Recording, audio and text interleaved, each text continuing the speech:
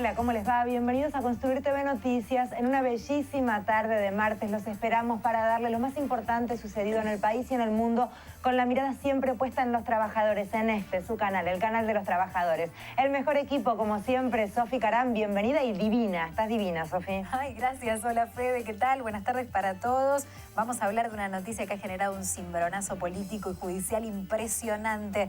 Renunció Carlos Fait, se va el 11 de diciembre. Todo el análisis y las repercusiones en un ratito nada más. Y nuestro invitado levanta cejitas así, porque sí, es una noticia caliente, recién conocida y va a provocar gran cimbronazo seguramente. Balmi, ¿cómo le va, señor?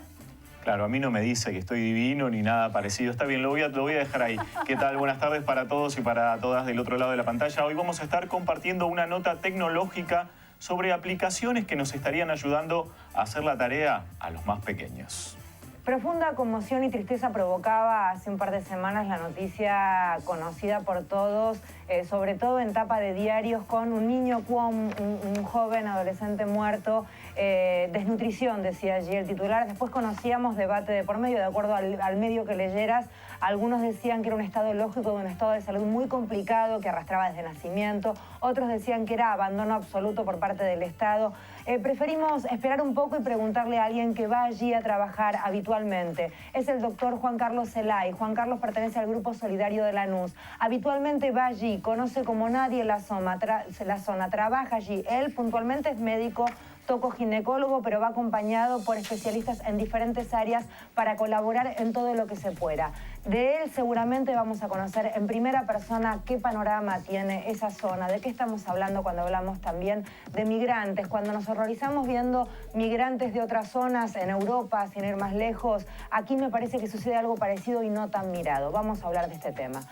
Mundo de la política, comencemos a trabajar con el programa. Fait renunciando y provocando real sorpresa. Por muchos, una noticia esperada hace mucho tiempo. Por otros, la última movida política por parte del doctor Fait. Así es, Fede, había sido nombrado por Alfonsín en 1983. Era juez de la Corte Suprema de Justicia ya con 95 años de edad. Había logrado en 1999 una acordada especial con el voto de todos los colegas menos del entonces juez Petraki para declarar la nulidad del artículo de la Constitución que en la reforma del 94 fijó el límite de 75 años para los jueces del alto tribunal. Gracias a esto, Fait estaba respaldado jurídicamente para continuar en su cargo a pesar de haber superado la edad de los 75 años. Este año el gobierno nacional inició una suerte de redada para intentar hacer que Fait renunciara. Se había puesto en duda el estado de salud y la idoneidad del magistrado a partir de una nota de Horacio Berbisky, el periodista en Página 12, en donde señalaba y revelaba que una acordada había sido firmada por Fait. La acordada decía que Fait estaba presente, pero en realidad no había estado. Estaba en su casa, le habían llevado los papeles a su casa para que lo pudiera firmar. ¿Por qué el oficialismo intentó durante un tiempo que Fait se corriera de su cargo? Porque la Corte Suprema de Justicia había empezado a funcionar de alguna manera, decía el oficialismo, irregular. Había 5 miembros, Zaffaroni, recordemos, porque cumplió 75 años y él quería cumplir con la ley, renunció en enero de este año, el primer día del año 2015. Por lo tanto, habían quedado 3 magistrados en funciones más Fait, con funciones en duda por esta nota que revelaba Horacio Berbisky. Fait salió en un medio de comunicación en su momento, dijo: estoy bien físicamente, estoy lúcido y hasta tanto esto continúa así, yo no voy a renunciar. Hoy, sorpresivamente, porque realmente ha sorprendido a propios y extraños, Fait le envía una carta formal a la presidenta de la Nación, publicada por el Centro de Información Judicial, por el CIJ, en donde dice que va a renunciar, pero no renuncia mañana. Se va el 11 de diciembre. ¿Cuándo es el 11 de diciembre? El primer día del gobierno del futuro presidente de la Nación. Es decir, de alguna manera hay un mensaje político muy claro del juez Fait al gobierno nacional. Me voy a quedar hasta el último día del gobierno de Cristina Fernández de Kirchner, este gobierno que quiso de alguna manera hacer que yo renuncie. Algunas repercusiones ya en estas primeras horas de esta noticia que genera un cimbronazo impresionante, Fede. Por ejemplo, en su Twitter, Graciela Ocaña diciendo: ahora la presidenta de la Nación conseguirá su sueño y Daniel Scioli, si es presidente, la nombrará jueza de la Corte Suprema de Justicia a partir del 11 de diciembre, con especulaciones y suspicacias que empiezan ahora a estar en el aire a partir de esta noticia tan pero tan importante. Laura Alonso, por ejemplo, del PRO, celebrando la decisión de Fait, porque claro, desde la oposición se lee esto como un mensaje muy claro del juez al gobierno nacional de: voy a seguir en mis funciones hasta el último día del gobierno del Frente para la Victoria. Queda entonces para la primera decisión institucional importantísima del próximo gobierno, sea Macri, Massa, Scioli, nombrar a 2 jueces. ¿Cómo se nombran los jueces? Con los 2/3 partes, el acuerdo de las 2/3 partes del Congreso Nacional. Hoy ese número no lo tiene el oficialismo. Recordemos por 2 lugares porque Zaffaroni se jubiló. Claro, por la jubilación de Zaffaroni en enero de este año.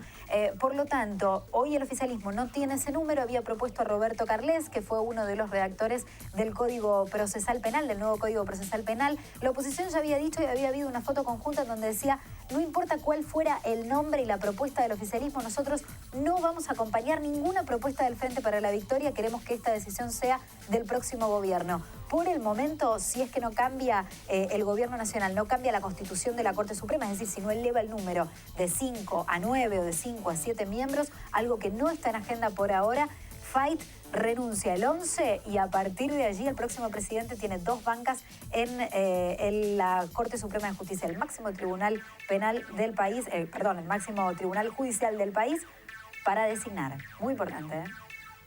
Presentamos a nuestro invitado, Balmi. Presentamos entonces formalmente a nuestro invitado del día de hoy. Fede, es Juan Carlos Zelay, es médico tocoginecólogo, magíster de la Universidad Nacional de Lanús en Ética con mención en Bioética, especialista en Ética de la Investigación en la Cátedra UNESCO de Bioética, miembro permanente de la Comisión Provincial de Bioética COPROBI de la provincia de Buenos Aires. Hace 20 años que trabaja junto a un grupo de médicos voluntarios de los hospitales Santoyani, Muniz y Narciso López con comunidades COM en el impenetrable chaqueño. Bienvenido, un Gracias. gusto que estés aquí. No sé si escuchabas lo que yo decía en la presentación. Sentíamos que era imprudente hablar del tema, estando tan caliente el tema, con una foto que en lo particular me parece que fue utilizada indebidamente. Además, creo que se violó el derecho de los familiares de la privacidad que conlleva la pérdida de cualquier ser querido, y a la vez siendo utilizado, me parece que por todos lados, para un lado y para el otro. ¿Cuánto hace que está yendo de manera regular al De manera regular desde el año 2000 con el equipo de trabajo, particularmente 20 años, desde el año 1995. ¿Por qué? Y se inició como un encuentro con personas que trabajaban en el Chaco en un congreso. O sea, estábamos en un congreso, hubo una presentación de una experiencia en población, en aquel entonces la población era Toba, ahora se llama COM, pero es lo mismo, sí. Y entonces me invitaron a ir al Chaco. Yo tenía ya alguna experiencia en haber trabajado en poblaciones en San Pedro de Jujuy, con poblaciones originarias, y me invitaron para ir a ver algunas cosas. A partir de ahí se nos ocurrió que podíamos armar un trabajo que sirviera para ambos espacios, para el espacio de la comunidad, que de alguna manera nosotros acercábamos a alguna actividad solidaria de trabajo en algunas áreas, sin reemplazar a nadie y sin tener intenciones de llegar a nada más que esto, de un trabajo solidario. Y por el otro lado, llevar gente joven, información. En este momento, yo hace muchos años que me dedico en la Universidad de Buenos Aires a la educación, a la docencia, y llevar un poco a la gente a que viera cuál es la realidad múltiple del país. O sea, que la realidad no se agota en la General Paz ni en el segundo cordón del conurbano bonaerense, y que además nosotros tenemos la costumbre, los que trabajamos en el conurbano bonaerense, de creer que trabajamos con porteños.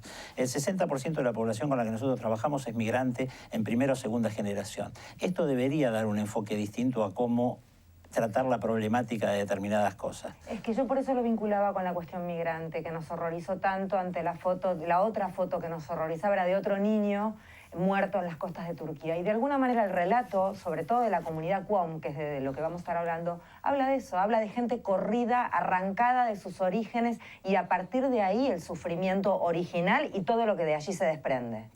Sí, tal vez no tengamos tiempo para desarrollar todo, pero hay un corrimiento que es, hay una expulsión que es diferente a la que uno podría pensar desde Occidente. O sea, la pertenencia territorial es una pertenencia de identidad. La pertenencia de identidad no significa propiedad de un territorio, significa integración de un territorio. Es decir, han sido corridos desde un espacio absolutamente distinto al que nosotros podemos pensar. Además, han sido corridos físicamente, ¿eh? O sea, además, desde varios espacios han sido corridos. Un corrimiento que uno puede generar, que le parece difícil de ser entendido, es un corrimiento local.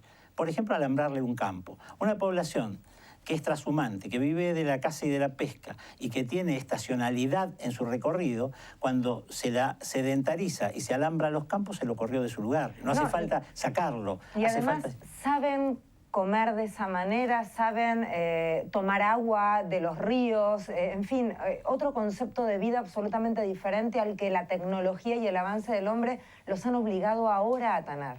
Entonces, sí, ahí redunda en una persona que está mal alimentada seguro, que está enojada también, que está, en fin, un montón de cuestiones que parecen menores y que no lo son de ninguna manera. Cuando ustedes hablan con cualquier comunidad de pueblos originarios de América Latina en general, con su diversidad, porque cuando uno dice pueblos originarios no dice nada en realidad. Es como si yo digo argentino y no hago la diferencia entre correntino o porteño. En realidad no digo tanto como parece que dijera. Pero bueno, tomándolo así como una generalidad, uno va a encontrar que no hay ninguno de ellos que en su cosmovisión puedan pensar a la salud como ajeno a su pertenencia a un lugar determinado. No lo pueden pensar, pero no en el sentido que nosotros hablamos de pertenencia o de propiedad, ¿no? O sea, si ustedes quieren, yo les relato muy cortito. Yo tenía un amigo, lamentablemente falleció hace unos años, de la comunidad, que yo siempre a propósito lo chicaneaba para que me dijera. Yo le decía, ¿por qué me decís permanentemente nuestra tierra, si ustedes no están dispuestos a venderla, a comprarla? Entonces un día me dije, ¿de dónde son de ustedes la tierra, dicho así? Y un día me miró y me dijo, ¿vos no decís tu mamá? ¿No decís mi mamá? Sí, ¿y la venderías? Bueno, esa es una clara definición de lo que significa pertenencia por identidad. Eso es. Por eso es tan difícil, tan complicado elaborar estos procesos que suceden a ojos de nosotros occidentales. Habría que ser un poco más respetuoso, aunque sea, de no utilizarlos de ninguna manera. No de un lado o de... No hay lados, de ninguna manera, porque una de las condiciones de no utilizar a un ser humano que está en condición de alto grado de vulnerabilidad es justamente respetar su dignidad.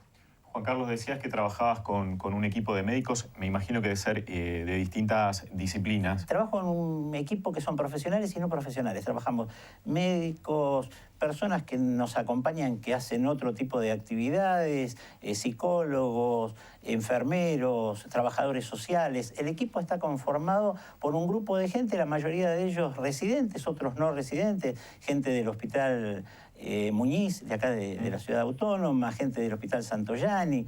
Hemos ido armando el grupo en la medida... tenemos una forma un poco atípica de trabajar. Nosotros no preparamos absolutamente ninguna acción que no nos pida la comunidad. Ninguna. La comunidad nos pide actuar en determinadas zonas y entonces nosotros organizamos nuestra acción de ese año en ese lugar. ¿Por ejemplo? Por ejemplo, hacer atención... Cuando una vez nos pidieron, hace unos cuantos años atrás, ellos dudaban, tenían la idea, habían escuchado que tenían un alto grado de diabetes en la población. No sabían si tenían esto, pero con el cambio de dieta, con una serie de cosas, tenían la sospecha. Entonces nos pidieron. Esto no fue fácil organizarlo, Las comunidades aborígenes... Ustedes ven que yo digo pueblos originarios, comunidades aborígenes. Bueno, este amigo mío, una vez yo también le pregunté, che, ¿cómo hay que llamarlos a ustedes? Porque la verdad que me dijo, mira, llámanos como quieran, porque sea como sea, nos van a joder igual. Ese fue el término. Yo lamento decirlo en estos términos, pero esto fue. Con lo cual yo no me cuido mucho en esto de comunidades aborígenes, me da más o menos lo mismo. Entonces fuimos y una de las preocupaciones serias que había es que de acuerdo a la cosmovisión de algunas cosas, el hecho de tomar muestras de sangre y todo, tienen su punto muy delicado para cómo tratarlo. Entonces nosotros tratamos de ver cómo se hacía para que no sospecharan bajo ningún concepto que nosotros estas muestras las íbamos a tener para otra utilización. Actualmente, en la época de la biología molecular, una muestra sirve casi para cualquier cosa. Entonces, ¿qué hicimos? Hablamos con la gente de la comunidad y alguien nos dijo, bueno, hablen con fulano de tal, de ese grupo, y a ese se hizo responsable. Entonces, con esas tiritas con las que se da sangre, se contaban las tiritas y le preguntamos a ellos cómo se tenían que destruir. Porque también hay dificultades a veces. Uno puede pensar que las quema, pero a lo mejor para ese grupo eso tiene otro significado. Claro. Bueno, acá era quemarlo. Entonces, cuando fuimos al siguiente pueblo, al siguiente lugar, nos miraron y dijeron, ustedes son los que hacen quemar las tiritas, ¿no? O sea, ya lo sabían claramente. Es decir, no hay que subestimar de ninguna manera la capacidad propia para resolver sus problemas. Juan, a lo largo de estos años de trabajo en ese territorio, en ese lugar, ¿has visto cambios? ¿Has visto cambios para mejor o no? A ver, necesito aclarar una cosa. Cuando yo hablo de salud no hablo de medicina. ¿Cuál es la diferencia? Claro. Cuando hablo de salud hablo de todos los componentes, desde el agua potable, la alimentación, el medio ambiente. Por ejemplo, el medio ambiente es un hecho altamente conflictivo. Las comunidades originarias no tienen medio ambiente, son parte de eso. No pueden pensar en el medio ambiente como una externidad. Esto es casi un absurdo para estas comunidades. Entonces, todo esto. Cuando hablo de medicina hablo por ahí de lo que uno llamaría asistencia en salud o en enfermedad. Entonces, en cuanto a la salud de la población, globalmente pensando en alimentación, agua y vivienda, pongamos esos tres, para no tenemos demasiado tiempo para irnos más. En esos tres hubo cambios brutales. Desde el peor momento del Chaco no es el 2001, sino 2 años después, cuando hace crisis todo el sistema productivo. Entonces, a uno le puede parecer absolutamente inhumano la cosecha del algodón, pero si en algunos lugares no hay cosecha del algodón, no hay empleo, y si no hay empleo, no hay comida. Entonces, a veces hay que ser crítico de algunas cosas y mirarlas de otra manera.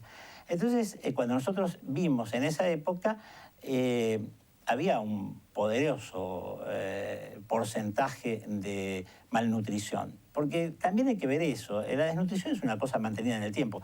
Malnutrición, estaba malnutrida la gente. Pero no era en el Chaco solo donde estaban malnutridos.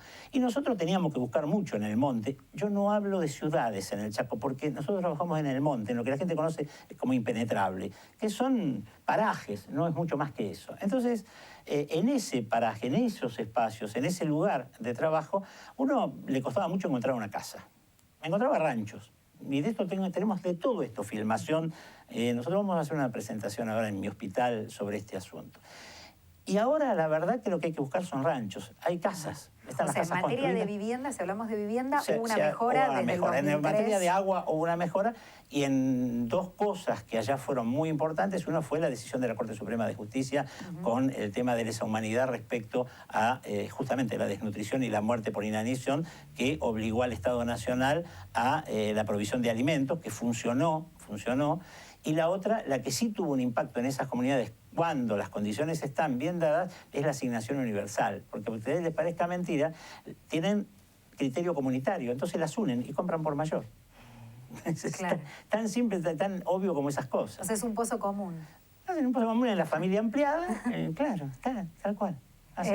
¿Qué te pasaba a vos cuando viste el debate suscitado por Oscar, que es el chiquito fallecido? Nosotros estábamos volviendo del Chaco. Yo hace una semana llegué del Chaco. Estábamos volviendo del Chaco. Me afectó más desde mi otro espacio de trabajo, que es el espacio de la ética. Que el de las comunidades, como dije recién antes, son altamente vulnerables por las condiciones socioeconómicas que han arrastrado después. Ustedes piensen que la conquista del Chaco tiene menos de un siglo. Yo tuve la oportunidad de hablar con gente que había sobrevivido de algunas matanzas de los años 30, que eran ancianos, que estaban, ahora ya casi no hay. Aclaremos que era una comunidad muy perseguida, hasta el uso de su lengua estaba prohibido, bueno, casi como si fueran, no sé, diabólicos. A ver, yo les plantearía a ustedes que hagan un juego imaginario, que en este momento, entre todos nosotros acá, establezcamos que no podemos hablar más castellano. Y tengamos que expresarnos entre nosotros y poder pensar en una lógica de construcción distinta de nuestro idioma. O sea, esto es brutal. En el caso de este muchacho que fue, lo que realmente molesta es la falta de respeto a la última dignidad del sujeto, sea lo que fuere, desde com hasta un occidental, o sea, cualquiera que esté en estas condiciones, deberíamos como mínimo recuperar algún espacio de la dignidad del otro como un sujeto, como mínimo, ¿no? O sea, entonces lo que pasa este tipo de cosas es que uno después ya empieza, porque también uno tiene deformidad en su forma de pensar, empieza a buscar y mirar cuáles son los recovecos de cómo y de qué manera, no importa de qué lado, pero cómo y de qué manera se confunden cosas. Y se confunden cosas que van mucho más allá de este muchacho o de la comunidad com o de lo que fue. Se empiezan a confundir situaciones de categorías que son diferentes. Una cosa es desnutrición o malnutrición por falta de accesibilidad y otra es la evolución hacia una cosa que técnicamente se llama caquexia, que es independientemente de la accesibilidad, porque esto escurre por debajo y sin que uno se dé cuenta la teoría de que si la técnica fuera suficiente todos seríamos casi mortales. O sea, este es el hecho central que motiva que haya que tener mucho cuidado con estos mensajes. Lo demás se pone tan rápidamente en evidencia que creo que casi todo el que más o menos tenga un pensamiento de respeto por el otro se indigna enseguida, pero lo otro no suele ser visto. ¿No crees, digo, porque hablas de ética, del plano de la ética y de la publicación de la foto, ¿no? Que genera un debate en sí mismo? ¿No crees tal vez que si hubiera sido un chico que no era de la comunidad com, ser un pibe de Palermo, Hollywood, por ejemplo, hubiera generado más repudio del que generó? Sí, claro, sí, porque en este mensaje que yo estoy diciendo, cuando yo confundo, el otro, si no tiene técnicamente bien las cosas en claro, duda por momentos en qué está haciendo. ¿Para qué lado se indigna? ¿Se indigna para el lado del hambre o se indigna para el lado de no mostrar con dignidad algo? ¿Para qué lado se indigna? A nosotros nos pasaba eso desde el periodismo, cómo tocar el tema sin caer en ninguna de esas trampas. Y la verdad que personalmente me felicito porque estés acá en el programa, porque es un placer escucharte. Destacar que ustedes llevan todos los materiales para trabajar.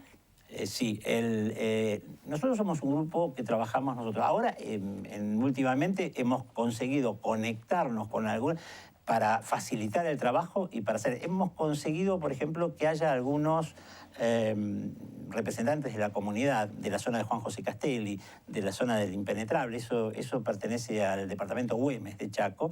En esa zona hay gente que está bastante bien preparada como agente sanitario. Entonces nosotros hemos hecho las conexiones.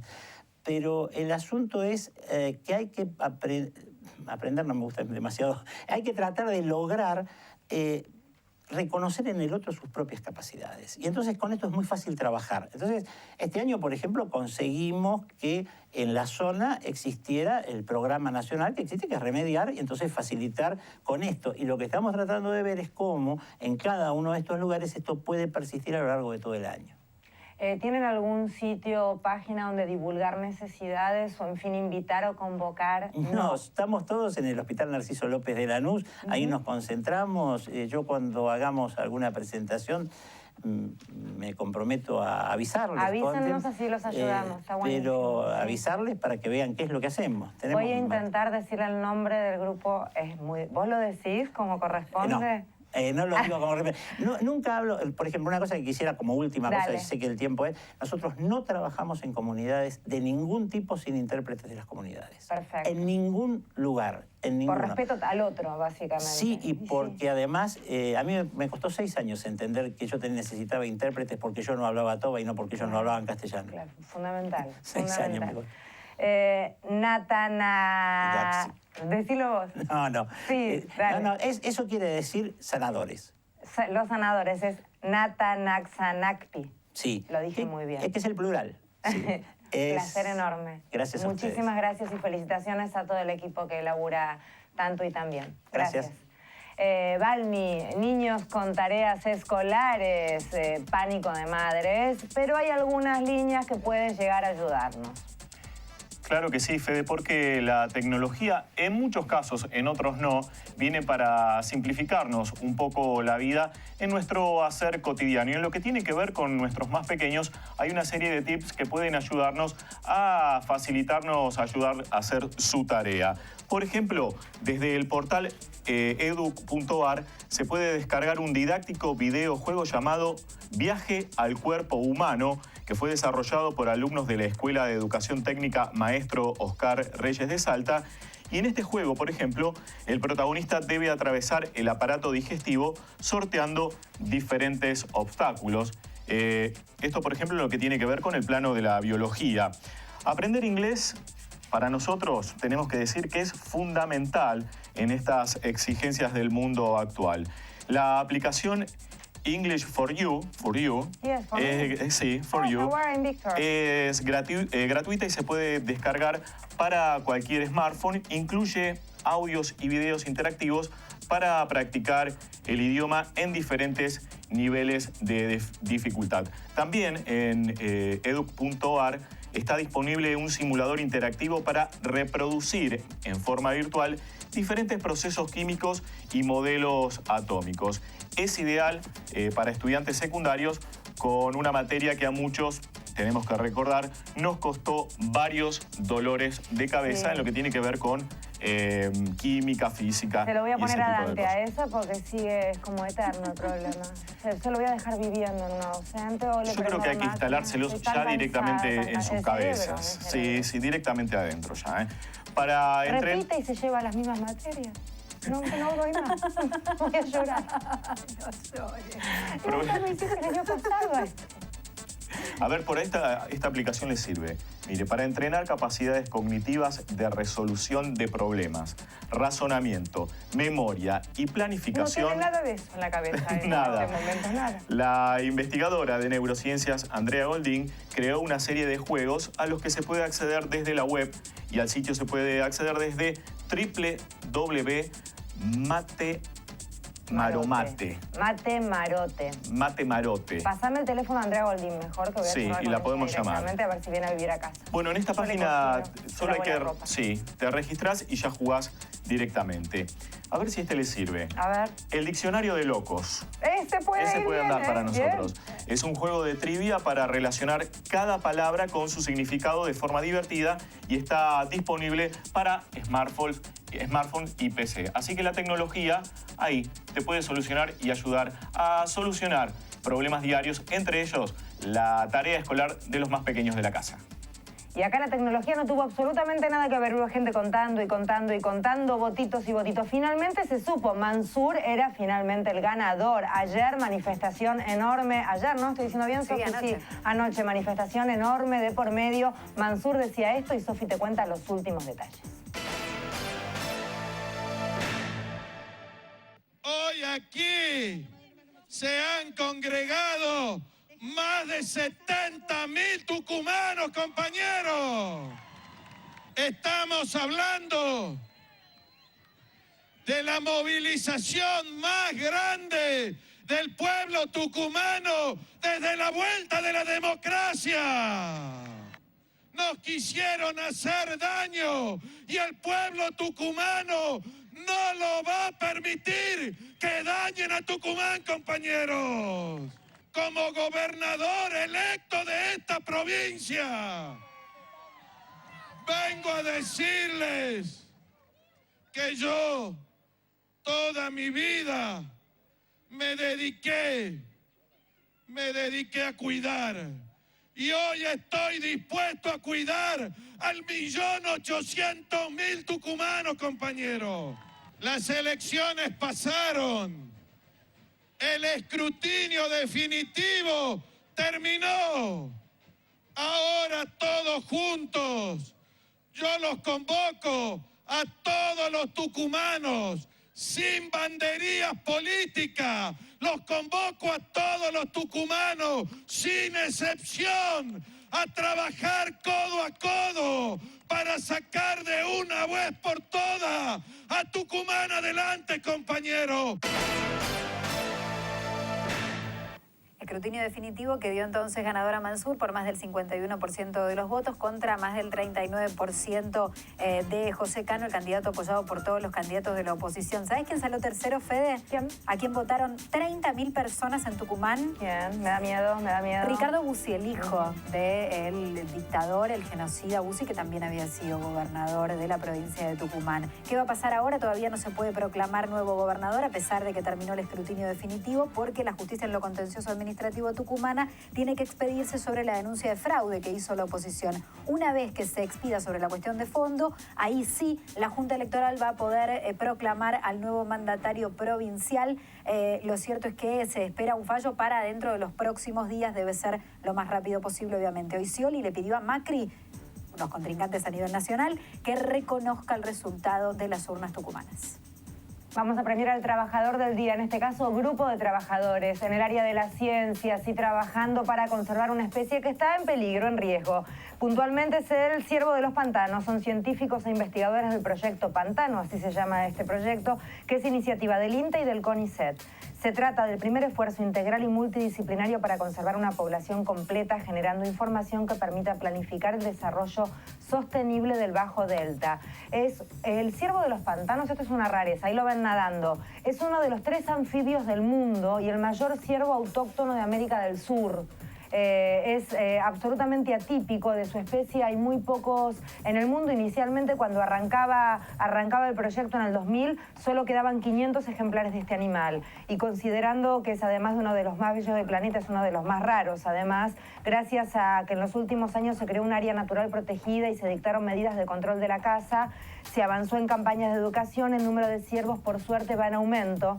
El ciervo de los pantanos puede superar los 100 kilos y el 1,20 m de altura, y pertenece a una estirpe exclusiva que incluye solo al Barasingha de la India y de Nepal, al acuático chino, que se distribuyó desde el sur del Amazonas hasta los bañados costeros de la región pampeana. ¿Qué les parece? Es muy lindo. Es muy lindo, tiene un aire hermoso. Bambi, sí, es una especie de Bambi nadador, es un Bambi Meolans. Nos despedimos, hasta mañana. Gente, ha sido un placer. Mañana a la misma hora los esperamos en el canal de los trabajadores. Chao, gracias.